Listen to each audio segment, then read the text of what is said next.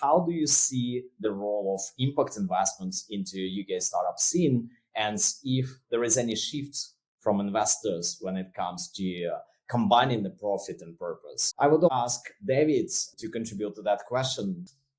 There's no denying there's a growing focus, sustainability, on sustainability, social good, ESG. But I would caution and say that returns still matter, and you can sort of see that from the landscape. While there's some dedicated funds, Bethnal Green Ventures, Big Society, a couple of I could think about.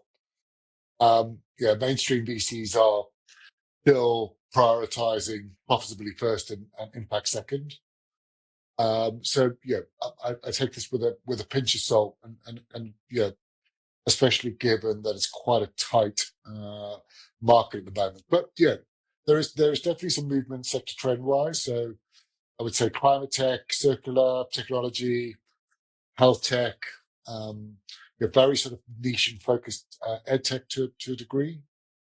Those are quite sort of those are trending sector wise at the moment. But you've got to offset that against, I think, a lot of investors are worried that it isn't just a greenwashing exercise, right? So I think the market's sort of crying out for some sort of standardized, measurable impact metrics, so that everyone can make their sort of judge on that. I mean, look, I think challenges wise, there's always going to be obviously a longer fundraising cycle where when you've got defensibility there. Scalability and defensibility, and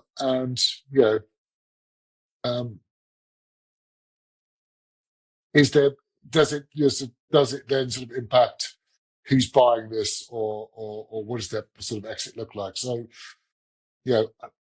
I still remain on the fence. Sadly, I would agree. I will concede that impact is no longer a nice to have, and it's certainly becoming a core to a lot of investment theses these days. But I think they're sort of going hand in hand. Investors want one to reinforce the other, not compete, if that makes sense.